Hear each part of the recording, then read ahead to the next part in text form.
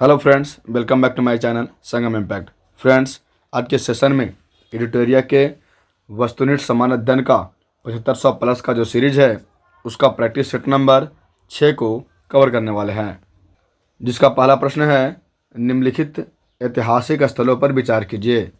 उपयुक्त स्थलों में से कौन सा भित्ति चित्रलेख के लिए जाना जाता है? तो फ्रेंड्स, लेपाक्षी मंदिर, अजंता गुफा, बाघ गुफा एवं एलोरा गुफा, ये चारों जो है वह भित्ति चित्रकला के लिए जाना जाता है। तीसरा है इसका सही आंसर हो जाएगा ऑप्शन बी। अगला प्रश्न कहता है आर्य मंजूश्री मूलकल्प। आर्य मंजूश्री मूलकल्प निम्नलिखित में से किससे संबंधित है? तो वह है महायान से संबंधित। अगला प्रश्न है शाकों पर विजय उपरांत चंद्रगुप्त द्वितीय ने निम्नलिखित में से किस धातु के सिक्के प्रचलित किए थे? तो शाकों पर विजय के उपरांत चंद्रगुप्त द्वितीय ने चांदी के सिक्के प्रचलित किए थे। अगला प्रश्न कहता है फ्रेंड्स कि सिकंदर लोदी के बारे में निम्नलिखित में से कौन सा कथन सही नहीं है? तो पहला कथन है कि सिकंदर लोदी ने भूमि माप के लिए एक पैमाना गज ए सिकंदरी की शुरुआत की थी। फ्रेंड्स, ये कथन जो है वो सही है, क्योंकि सिकंदर लोदी ने भूमि के माप के लिए गज ए सिकंदरी की शुरुआत की थी। दूसरा कथन है कि सिकंदर लोदी दिल्ली सल्तनत का अंतिम सुल्तान था। यह कथन गलत है, यह अंतिम सुल्तान नहीं था। अगला है कथन कि सिकंदर शाह लोदी गुजरात के महमूद बैगड़ा और राणा सांगा के समकालीन थे। यह भी कथन सही है। चौथा कथन है कि उसने मुस्लिम महिलाओं को साधु संतों की कब्रों पर जाने पर प्रतिबंध लगा दिया था। तो फ्रेंड्स, यह भी कथन सही है। तो इस प्रकार आपने देखा कि इसका सही आंसर जो है वो हो गया ऑप्शन सी, कि केवल 2 कथन जो है वो गलत था। इसी प्रकार अगला प्रश्न कहता है कि विजयनगर साम्राज्य के प्रांतों को क्या कहा जाता था? तो विजयनगर साम्राज्य के प्रांतों को मंडल कहा जाता था। अगला प्रश्न कहता है कि दिल्ली का वह सुल्तान जिसने अपने संस्मरण यानी मेमोरियल लिखे थे, तो अपने संस्मरण जो है, अपने जीवनी जो है वो किसने लिखा था? तो वह लिखा था फिरोज तुगलक ने। अगला प्रश्न कहता है फ्रेंड्स कि राजा शशांक जिसके खिलाफ हर्षवर्धन ने युद्ध की घोषणा की, वह किस साम्राज्य का शासक था? तो यानी राजा शशांक जो था वह किस साम्राज्य का शासक था? तो वह था गौंड साम्राज्य का। इसी प्रकार फ्रेंड्स अगला प्रश्न कहता है कि निम्न में से किसने लिच्छवी राजवंश की राजकुमारी जो थी से विवाह किया था? यानी किसने लिच्छवी राजवंश की राजकुमारी से विवाह किया था? तो वह है चंद्रगुप्त, यानी चंद्रगुप्त मौर्य ने लिच्छवी राजवंश की राजकुमारी से विवाह किया था। अगला प्रश्न कहता है कि नदी डेल्टा के संदर्भ में निम्नलिखित में से कौन से कथन सही नहीं है? यानी नदी डेल्टा के संदर्भ में कौन सा कथन जो है वो गलत है? नीचे दिए गए कूट से सही उत्तर का चयन कीजिए। यानी सही नहीं है उस कथन को पहचानना है, गलत कथनों को चुनना है। पहला कथन कहता है कि एक डेल्टा का निर्माण तब होता है जब नदी धीमी गति बहने वाले जल निकाय जैसे समुद्र या झील से मिलती है। कहा कि एक डेल्टा का निर्माण तब होता है जब एक नदी धीमी गति से बहने वाले जल निकाय यानी समुद्र और झील से मिलती है। तो यह कथन सही है कि इस तरह से डेल्टा का निर्माण होता है। दूसरा कथन है कि नील नदी का डेल्टा विश्व का सबसे बड़ी डेल्टा है। यह कथन जो है वो गलत है। तो इस प्रश्न में कहा था कि कौन सा कथन जो है वो सही नहीं है, यानी गलत कथनों को पहचानना था। तो इस प्रकार इसका सही आंसर हो जाएगा ऑप्शन सी, कि केवल 2 कथन जो है वो गलत है। इसी प्रकार अगला प्रश्न कहता है फ्रेंड्स कि चटगांव शस्त्रागार पर हमले के दौरान कौन क्रांतिकारी महिला की मृत्यु हो गई थी? चट्टगांव शस्त्रागार पर हमले के दौरान कौन सी क्रांतिकारी महिला की मृत्यु हो गई थी? तो वह क्रांतिकारी महिला थी प्रीति लता वाडेदार। अगला प्रश्न कहता है कि स्वतंत्रता आंदोलन के क्रांतिकारी आतंकवादियों का पहला महत्वपूर्ण साहसिक कार्य बर्रा डकैती का स्थान कहाँ था? यानी बर्रा डकैती जो हुआ था वह कहाँ हुआ था? तो वह हुआ था पूर्वी बंगाल में। अगला प्रश्न कहता है कि 1765 ईस्वी में दीवानी प्रदान किए जाने के बाद ब्रिटिश सबसे पहले किस पर्वतीय जनजाति के संपर्क में आए थे? यानी 1765 में दीवानी जब प्रदान किया गया तो उसके बाद ब्रिटिश सबसे पहले किस पर्वतीय जनजाति के संपर्क में आए थे? तो आए थे खासी जनजाति के संपर्क में। अगला प्रश्न कहता है कि निम्नलिखित में से किस एक ने युद्ध के समय भारत की रक्षा के कानून के प्रावधानों को, जिसे वर्ष 1915 में पंजाब में गद्दर के विरुद्ध प्रयोग किया था, शांति के समय भी जारी रखना चाहा था? यानी कहा कि निम्न में से किस एक ने, मतलब किसने युद्ध के समय भारत की रक्षा के कानूनों को प्रावधान को, जिसे वर्ष 1915 में पंजाब के गद्दर के विरुद्ध प्रयोग किया गया था, शांति के समय भी जारी रखना चाहा था? तो वह था लॉर्ड हार्डिंग द्वितीय। अगला प्रश्न कहता है कि महात्मा गांधी द्वारा 1940 में प्रारंभ किए गए व्यक्तिगत सत्याग्रह के तीसरे सत्याग्रही कौन थे? तो वह तीसरे सत्याग्रही थे ब्रह्मदत्त। अगला प्रश्न कहता है कि वर्ष 1932 ईस्वी में निम्नलिखित में से एक आदेश पारित करके अखिल भारतीय कांग्रेस समिति को गैर कानूनी करार दे दिया गया, वह आदेश कौन है? यानी 1932 में क्या किया गया कि एक आदेश पारित किया गया और इसके तहत अखिल भारतीय कांग्रेस समिति को गैर कानूनी करार दे दिया गया, वह आदेश कौन सा था? तो वह आदेश था गैर कानूनी संघ अध्यादेश। सही आंसर ऑप्शन ए हो जाएगा। अगला प्रश्न कहता है कि 73वां संविधान संशोधन कब लागू हुआ था? तो वह हुआ था 24 अप्रैल 1993 को। अगला प्रश्न है कि भारतीय संविधान में प्रस्तावना में कितने प्रकार की समानता का उल्लेख किया गया है? तो भारतीय संविधान में की प्रस्तावना में देखें तो कुल 2 प्रकार के समानताओं का उल्लेख किया गया है। एक है प्रतिष्ठा और दूसरा है अवसर की समता। ये दोनों समानताओं का उल्लेख किया गया है। अगला प्रश्न कहता है कि राष्ट्रपति उम्मीदवार को प्रचार हेतु सामान्यतः कितना समय मिलता है? तो राष्ट्रपति के प्रचार हेतु 2 सप्ताह का समय मिलता है। अगला प्रश्न, किस अनुच्छेद में शहरी स्थानीय निकायों से संबंधित 18 कार्यों की सूची दी गई है? तो अनुच्छेद है 243 के डब्ल्यू में।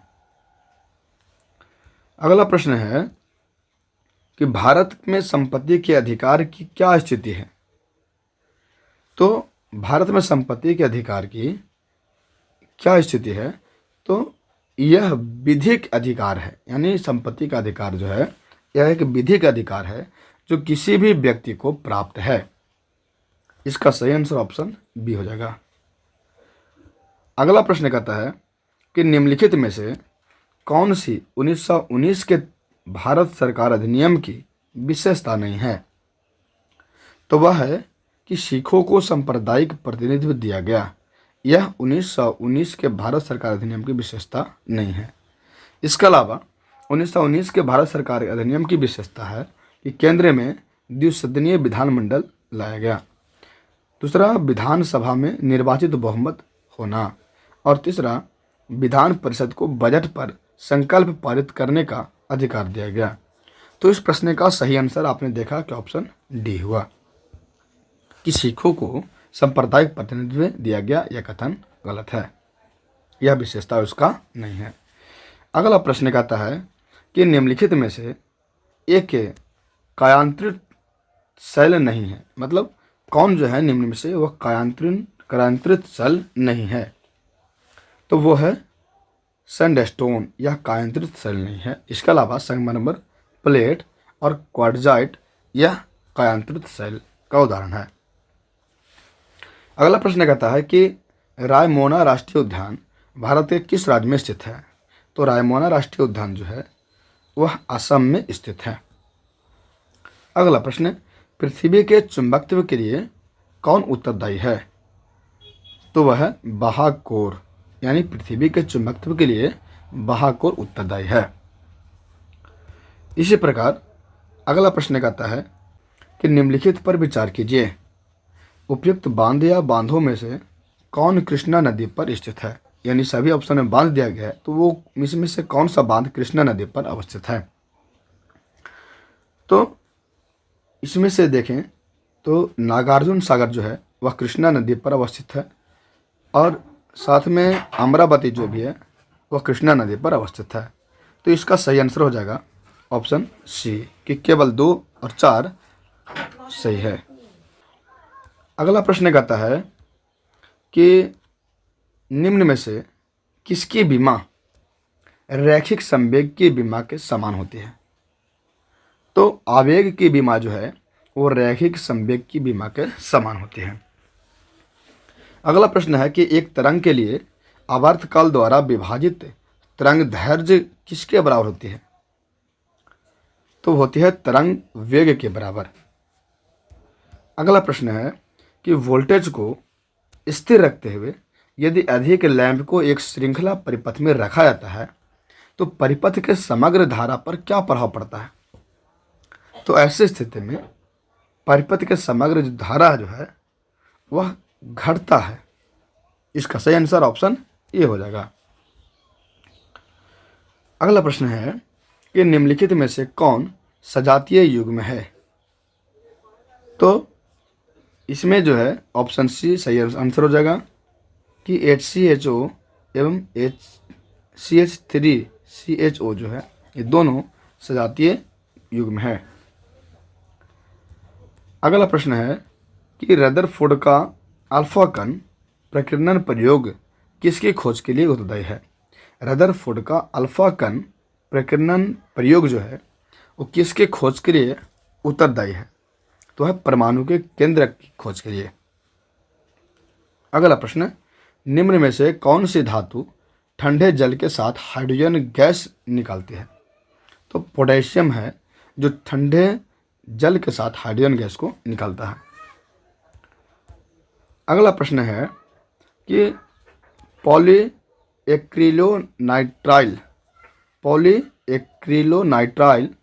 का औद्योगिक स्तर पर क्या नाम है।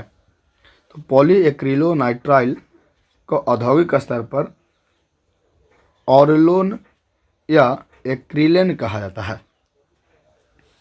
अगला प्रश्न है, फुफ्फुस गुहा में भरे तरल का क्या कार्य है। यानी फुफ्फुस गुहा में यानी फेफड़ा की गुहा में जो तरल पदार्थ भरे होते हैं उसका क्या कार्य है। तो उसका कार्य है फुफ्फुस आवरण को घर्षण मुक्त रखना। यानी फुफ्फुस का जो कवर है, बाहरी आवरण है, उसको घर्षण से मुक्त रखना। अगला प्रश्न कहता है कि उपास्थि निम्न में से किसमें नहीं पाई जाती है। उपास्थि आप जानते हैं कि जैसे अस्थि और उपास्थि दोनों से हमारी कंकाल बनी होती है, तो यह उपास्थि जो है वह किन में नहीं पाई जाती है। तो वृक्क में, किडनी में उपास्थि नहीं पाई जाती है। इसके अलावा नाक में देखेंगे कि नाक के मध्य पट्टिका जो है वह उपास्थि की बनी होती है, जो लचीला मुलायम होता है। कान की बाह्यकर्ण जो है वो उपास्थि की बनी होती है, और कंठ जो है वो भी उपास्थि की बनी होती है। तो वृक्क में उपास्थि नहीं होता है। इसका सही आंसर ऑप्शन सी हो जाएगा। अगला प्रश्न है कि जीवों में आनुवांशिक विभिन्नताओं का मूल स्रोत क्या होता है। जीवों में जो आनुवांशिक विभिन्नता आता है उसका मूल स्रोत क्या होता है। तो मूल स्रोत होता है लैंगिक जनन। आप जानते हैं कि लैंगिक जनन में 2 विपरीत लिंग भाग लेता है, यानी जीवों की 2 व्यष्टि नर और मादा भाग लेते हैं। तो नर और मादा दोनों का गुण मिलता है जिसमें अनुवांशिक विभिन्नता पैदा होता है। अगला प्रश्न है कि उपास्थि में पाए जाने वाली प्रोटीन कौन है, यानी उपास्थि के अंदर कौन सा प्रोटीन पाया जाता है, तो है कॉन्ड्रिन। उपास्थि के अंदर कॉन्ड्रिन नामक प्रोटीन पाया जाता है। अगला प्रश्न है निम्न में से कौन सा एक कशेरुकियों का उत्सर्जन अंग नहीं है।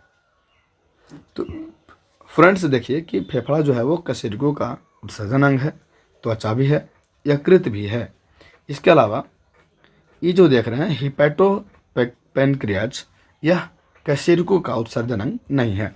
तो इसका सही आंसर ऑप्शन डी हो जाएगा। इसी प्रकार अगला प्रश्न कहता है कि जोंक को संघ एनिलिडा में रखा गया है क्योंकि, मतलब जोंक जो है वो एनिलिडा संघ के प्राणी है, तो उसमें क्यों रखा गया है, क्योंकि उसका शरीर जो है वो वास्तविक रूप से विखंडित होता है। तो इसका शरीर विखंडित होता है, इसीलिए इसे एनिलिडा संघ में रखा गया है। इसका सही आंसर ऑप्शन सी हो जाएगा।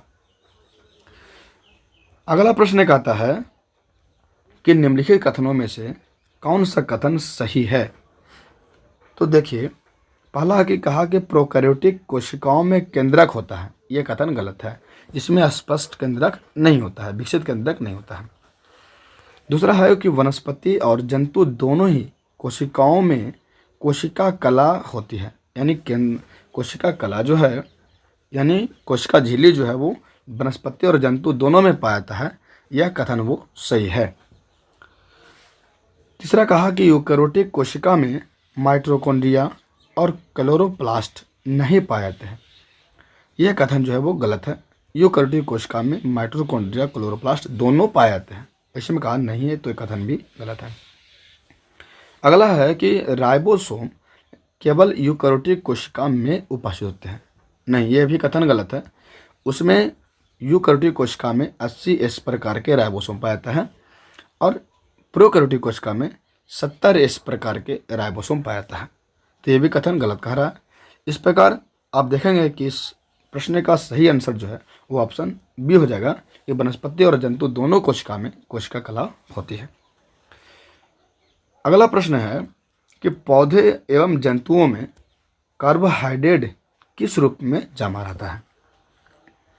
तो कार्बोहाइड्रेट जो है पौधे और जंतुओं में किस रूप में जमा रहता है, तो है कि पौधे में स्टार्च के रूप में कार्बोहाइड्रेट जमा रहता है और जंतुओं में ग्लाइकोजन के रूप में कार्बोहाइड्रेट जमा रहता है। तो इस प्रकार इसका सही आंसर जो है ऑप्शन बी हो जाएगा। अगला प्रश्न कहता है कि जवाबित का संबंध किससे था, तो उसका संबंध राज्य के कानून से था। अगला प्रश्न विकेंद्रीकरण प्रणाली की सिफारिश किसने की थी। विकेंद्रीकरण प्रणाली की सिफारिश जो है वो किसने की थी, तो उसकी सिफारिश जो है वो बलवंत राय मेहता ने किया था। इसका सही आंसर ऑप्शन बी हो जाएगा। अगला प्रश्न कहता है कि नीलगिरी और अन्नामलाई पहाड़ियों के बीच कौन सा दर्रा स्थित है। तो नीलगिरी और अन्नामलाई के बीच पाल घाट दर्रा स्थित है। अगला प्रश्न कहता है कि गुवाहाटी से चंडीगढ़ तक मानसूनी वर्षा की प्रवृत्ति क्या होती है, तो उसमें हायसमान प्रवृत्ति होती है। अगला प्रश्न कहता है कि प्रथम भारतीय महिला सैनिक स्काई डाइवर कौन है। प्रथम भारतीय महिला सैनिक स्काई डाइवर कौन है, तो वह है मंजू। अगला प्रश्न है कि निम्नलिखित में से किस उद्योगपतियों को भारत का इस्पात पुरुष कहा जाता है। तो जमशेद जी ईरानी जो है उन्हें भारत का इस्पात पुरुष कहा जाता है। इसी प्रकार अगला प्रश्न है कि मुकुल किसकी प्रसिद्ध साहित्य रचना है। तो मुकुल जो है वह सुभद्रा कुमारी चौहान की प्रसिद्ध रचना है। अगला प्रश्न है दीवार पर मिट्टी से बनाई जाने वाली नोहडोरा जो है उसका अलंकरण किस जनजाति की विशेषता है। तो नोहडोरा का अलंकरण जो है वह गोंड जनजाति का विशेषता है। अगला प्रश्न है कि हिंडरसन ब्रुक्स प्रतिवेदन निम्नलिखित में से किससे संबंधित है। तो हिंडरसन ब्रुक्स प्रतिवेदन जो है वह चीन भारत युद्ध 1962 से संबंधित है। अगला प्रश्न है कि सूचना की सार्वभौमिक पहुंच के लिए अंतर्राष्ट्रीय दिवस कब मनाया जाता है। सूचना की सार्वभौमिक पहुंच के लिए अंतर्राष्ट्रीय दिवस कब मनाया जाता है। तो 28 सितंबर को मनाया जाता है। फ्रेंड्स, अगर यह सेशन आपको पसंद आया हो तो वीडियो को लाइक करें और मेरे चैनल पर पहली बार आया हो तो मेरा चैनल सब्सक्राइब जरूर करें।